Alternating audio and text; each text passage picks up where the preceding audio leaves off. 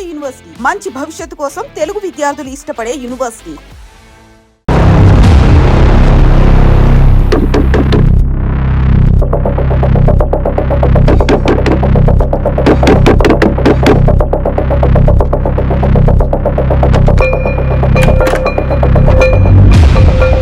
నువ్వేంటి ఇక్కడ? సర్లే లోపల.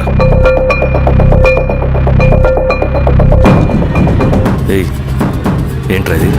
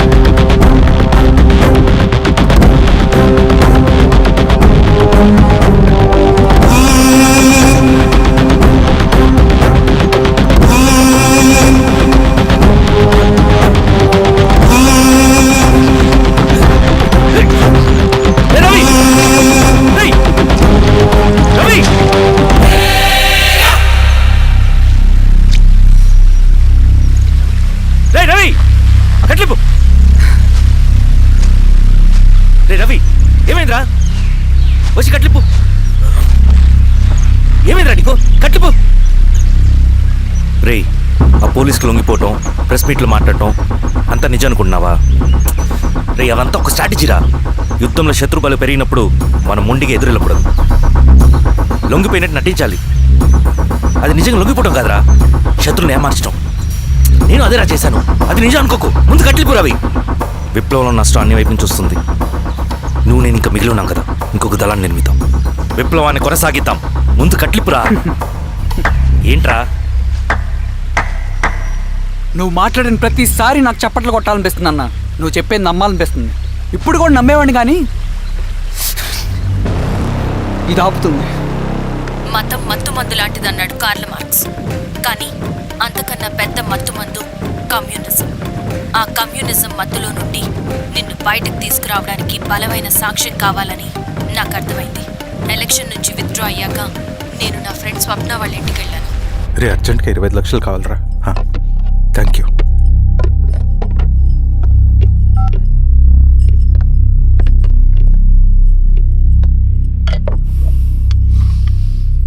చాలు.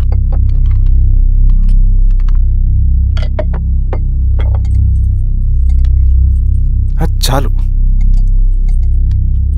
చాలు అని చెప్పాను కదా, అర్థం కాదే? ఏవండి ఏవండి ఏమైంది స్వప్న? నేను గమనిస్తూనే ఉన్నాను, మీరు ప్రశాంతంగా లేరు. శిరీష, ఆయన బిజినెస్ చాలా ఇబ్బందిగా మారింది. బయట అప్పు తెచ్చి మరీ ఇన్వెస్ట్ చేశారు. వర్క్స్ అన్ని సగంలో ఆగిపోయాయి. కాంట్రాక్టర్స్కి బాగానే మిగులుతాయి కదా. ఆయన ఏదీ క్లియర్గా చెప్పరు.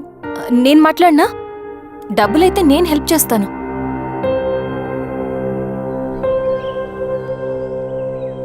అన్నయ్య చెప్పమ్మా.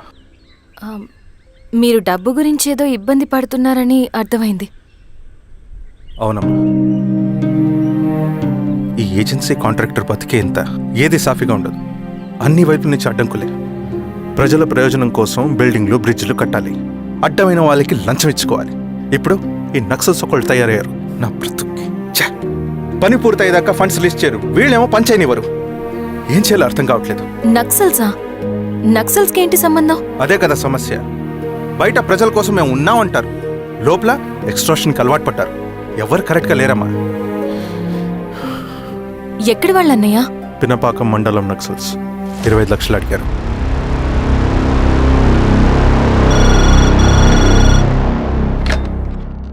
హలో ధర్మ, ఆ సింగన దళం గురించి నీకు ముఖ్యమైన విషయం చెప్పాలి. సరే, ఓకే, బాయ్. నీతో పర్సనల్గా మాట్లాడాలి. బయటకెళ్ళు. చెప్పు. అన్నయ్య చనిపోయిన తర్వాత ఎలక్షన్స్ లో పోటీ చేసిన నన్ను సింగన్న దళం కిడ్నాప్ చేశారు. కానీ అక్కడ ఒక వ్యక్తిని చూశాను. ఆ వ్యక్తిని అన్నయ్య చనిపోయే ముందు తన దగ్గర డబ్బులు తీసుకోవడం గమనించాను. ఆ క్షణమే సింగన్న దళంపై నాకు అనుమానం వచ్చింది. I'll take care.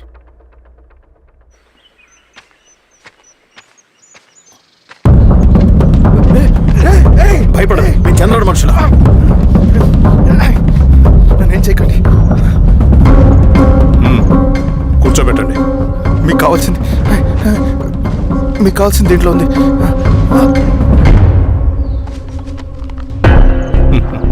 కాంట్రాక్టర్ డబ్బులు కదా, కొత్తగా ఉన్నాయి.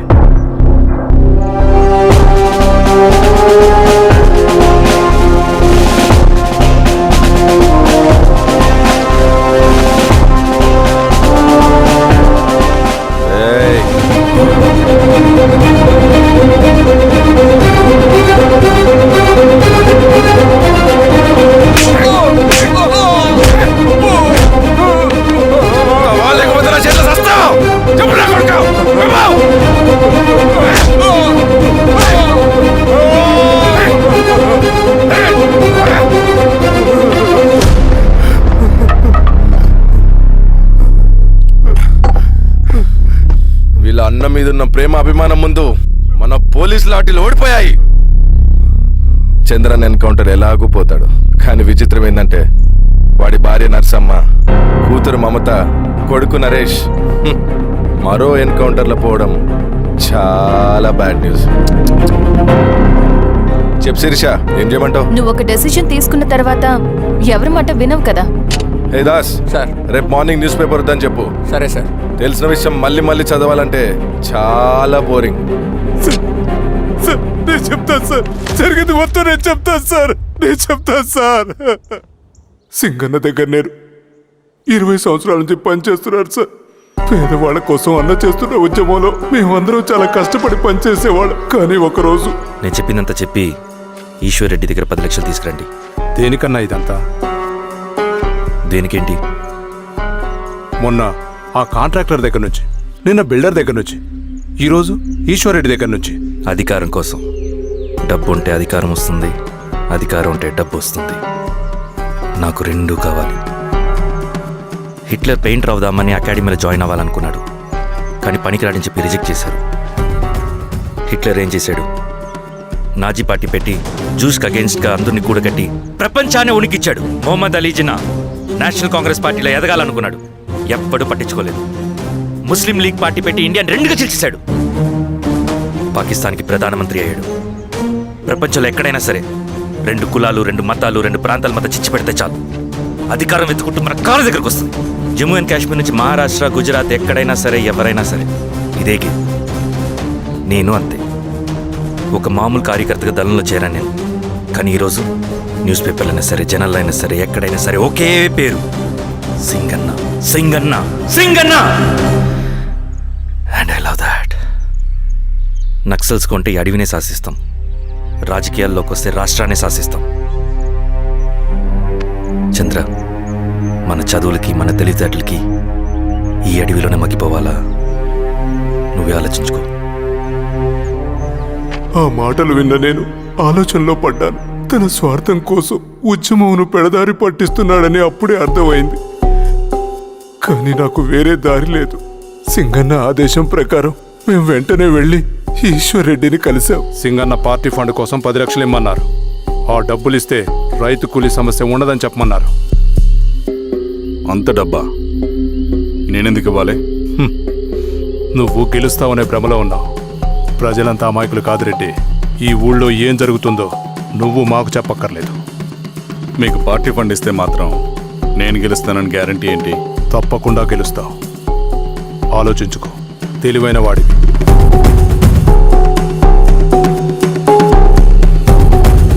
సరే.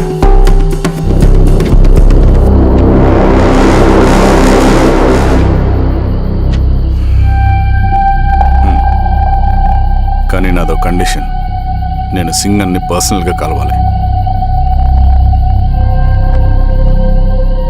చూస్తా, కానీ ఒక విషయం, ఈ మ్యాటర్ బయటికి రాకూడదు, జాగ్రత్త. సింగన్న స్ట్రాటజీ ప్రకారం మాకు ఈశ్వర్ రెడ్డి దగ్గర నుంచి డబ్బులు వచ్చాయి. అప్పుడు నరసింహుల్ని పిలిపించి, నువ్వు ఎలక్షన్ నుంచి విత్డ్రా అవ్వాలి నరసింహులు. విత్డ్రానా? 30 సంవత్సరాల తర్వాత వచ్చిన అవకాశం అన్నా ఇది. గెలిచే ఎన్నికల్లోంచి తప్పుకోమంటారేంటి? ఎందుకన్నా? నిన్ను ఈ ఎలక్షన్లో నిలబెట్టింది కమిటీయే, విత్డ్రా చేయమనేది కమిటీయే. సెంట్రల్ కమిటీ ఏం డిసైడ్ చేసినా అది మనం ఫాలో అవ్వాలి, మనకి వేరే ఆప్షన్ లేదు.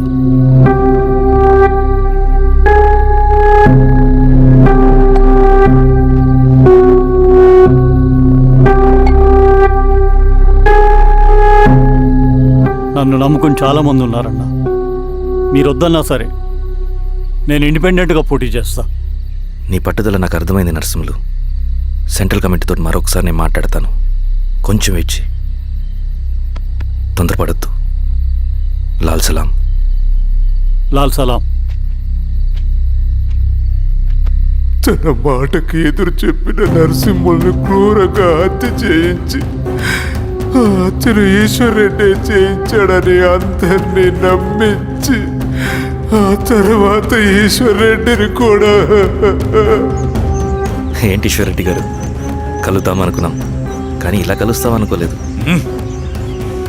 ఏంటంత కోపం? ప్రజానాయకుడు నరసింహులు చంపినందుకు నీకు మరణదండనే. ఇంతకీ నన్ను ఎందుకు కలుద్దాం అనుకున్నావు? నర్సన్ చావుకి నాకు ఏ సంబంధం లేదు. నిన్ను కలిసి ఊరు సమస్యలు, ప్రజా సమస్యలు పరిష్కరించు. అడవికి సింహం రాజు, అడవైనా ఊరైనా ఈ సింగన్నే రాజు.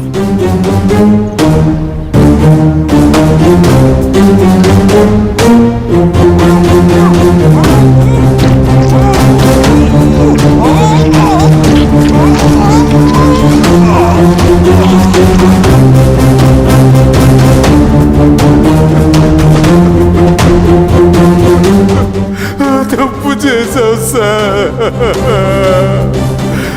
మొత్తం సింగన్నే చేశాడు. ఇంకా చెప్పాల్సింది ఏదైనా ఉందా? శిరీష ఆ రోజే చెప్పిందన్నా, ఇన్నాళ్ళ పోరాటంలో ఏం జరిగిందన్నా? ఏమీ లేదు. శిరీష వల్ల వాళ్ళ ఊర్లో రైతులకు భూములు వచ్చాయన్నా. నీ వల్ల చాగి అన్యాయంగా గొంతు కోసుకున్నాడన్నా. నరసింహులు, ఈశ్వర్ రెడ్డి, ఇంకెందరో అమాయకులు నీ అధికార దాహం వల్ల బలైపోయారు.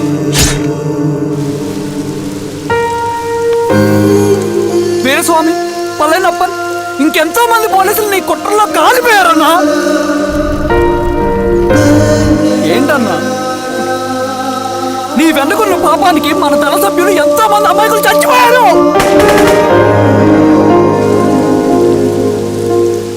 ఆ జనాలు అమాయకులన్నా. నువ్వు మాటలు చెప్పి రెచ్చగొడితే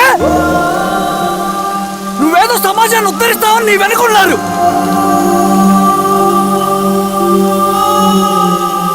వాళ్ళకి కావాల్సింది కరప్షన్ లేని సమాజం, అది ఊరైనా అడివైనా.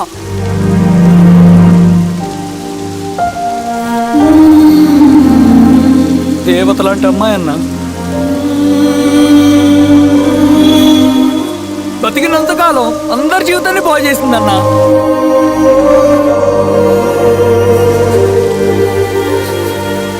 నా చేతులతో చంపించావు, నన్ను మనిషిని కాకుండా చేశావు. ఈ జెండా అడ్డు పెట్టుకుని చేస్తున్న దురాఘాతాలు, ఈ సిద్ధాంతపు ముసుగులో జరుగుతున్న హింస, దోపిడీ, మోసం అన్నీ ఆగాలి, ఆగిపోవాలి.